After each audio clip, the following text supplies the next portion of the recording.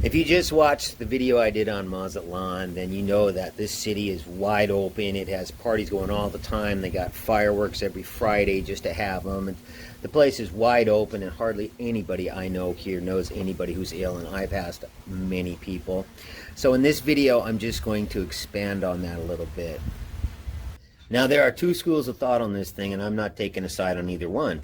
Some say it came from somebody eating bat soup in China or something like that, while others say it was made in the lab, then released on the people, which would technically be germ warfare. So it's a little far out. But there is a little bit of evidence to support that idea. So sometimes it leads me to wonder.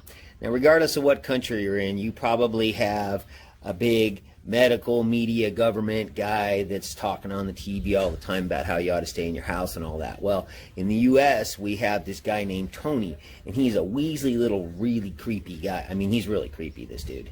And let's take a look at something that he had to say back in 2017. There will be a surprise outbreak. Given, as you heard from the introduction, that I have been around for a while and have had the opportunity and the privilege and the pleasure of serving in 5 administrations, I thought I would bring that perspective to the topic today, is the issue of pandemic preparedness. And if there's one message that I want to leave with you today based on my experience, and you'll see that in a moment, is that there is no question that there will be a challenge, the coming administration, in the arena of infectious diseases, both chronic infectious diseases in the sense of already ongoing disease, and we have certainly a large burden of that, but also there will be a surprise outbreak. And I hope... Now, it leads me to wonder, just how did Tony know that this was going to happen from, what, 3-4 years before it happened? What? Does he talk to Mother Nature? Does she converse with him? Does he have a crystal ball? How in the fuck did he know? Was it in the script? How in the fuck did he know this? You know what I mean? Now, everywhere that I personally have been, I have not seen the evidence of this terrible thing that they're telling us is upon us and killing us by the millions or thousands or whatever the numbers they have. I personally have not seen it. But recently I have been told by a few up in the States that they have recently seen it. Like, it's almost like it's new. It's come to them newly. And I'm going to tell you what. I was sent sometime about midsummer a link to this document that lays out supposedly a plan for Canada. Now, I'm a chronic skeptic of everything. Whatever information I get has to either fit or be obvious, or there's got to be a whole bunch of it to make me, I'm a chronic skeptic with all this shit. So I've held on to this document, and I just kind of tried to watch to see what's going on. I'll leave you guys a link to that document down with the others below. And I've been just kind of wanting to see what happens with it, just, see if any of it comes true. And I've talked to a couple of Canadians up there that have seen them building the stockades that this thing talks about. So, and it looks as though there's more of what's in this document happening. But there is a piece of this that I'd like to bring to attention right now. So, take a look at this.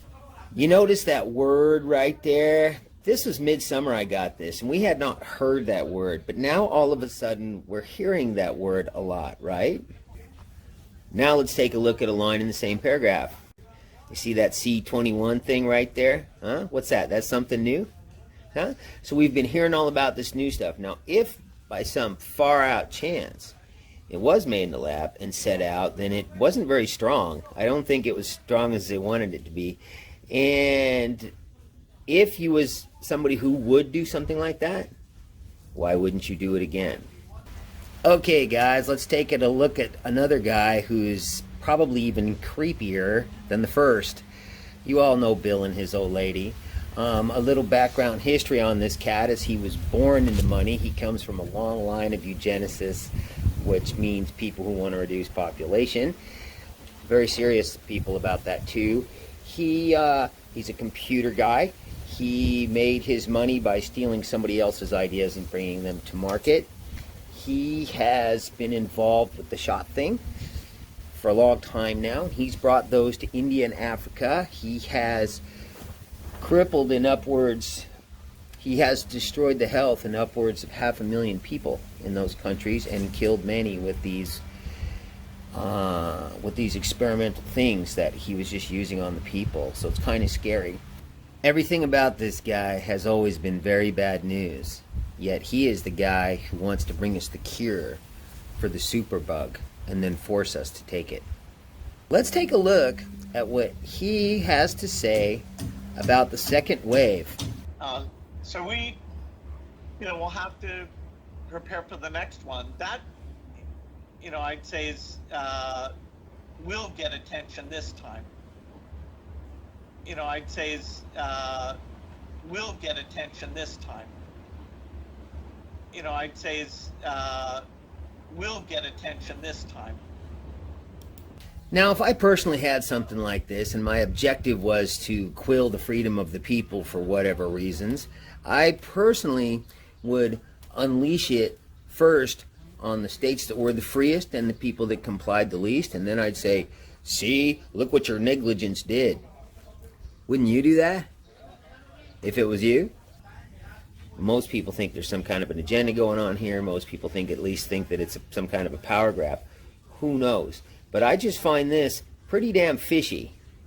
So I'll just leave it up to your guys' thought and your discretion. If any of that's true, then it's really bad. Now, once again, you guys, I'm not looking to tell you how to think or anything like that. And I don't want to argue with nobody. I'm just throwing out some food for thought, man. Do with it whatever you will. Okay, you guys, I'm going to tell you I really hate making videos like this one, but I feel compelled to do something for my people in this time of trouble. It does not help my channel any, that's for sure. I would like to hear your comments on what you think I should do with them. I should keep them in a separate channel, keep them separate from my normal stuff. That's one thought I have, but I would also like for people to be able to access them who want to. So I would like to get comments on what you think I should do with them. I've attached some of the comments to the end of my regular fun videos, but I hate doing that because I would rather make the fun videos. These things, man, they're very hard for me to make, and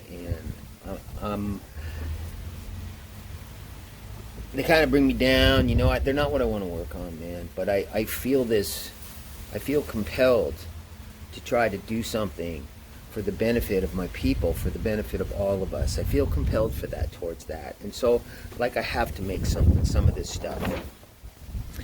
Also, of course, you can find everything that I have here over on Odysee.com. I will leave a link to that down in the box. That is supposed to be a free speech platform, and I do a lot of my own searching when I want to watch videos over there now, because although it's maybe a little bit more Mickey Mouse, it gives me a complete different perspective on things, because rather than getting the stuff that is put out by Bill and his boys, I'm able to get the stuff that you guys are making, that people are making, that doctors are making, that professionals are making over there, and I get a completely different view on it. I'm going to leave a link to other news sources where hopefully you can find some of the same stuff. I don't want to listen to just the stuff Bill and his boys are putting out, because it's propaganda, man, and I don't want to see that stuff enough to where I start thinking I need to believe it. I don't like being conned. I never have. And so I have a tendency to try to seek truth. I'll see you guys on the next video. So for those who think that infectious diseases is gone, there's so many people who've made foolhardy statements not knowing at the time that they made them. I usually show a quote from an old Surgeon General or an old pundit in infectious disease. So I thought I'd pull this one out from Sir Macfarlane Burnet, who was actually a Nobel Prize winning immunologist, who made the statement, as many did, to write about infectious diseases is almost to write of something that has passed into history. The most likely forecast about the future of infectious diseases is that it will be very dull, which is really kind of interesting coming from a semi-genius like Macfarlane Burnet.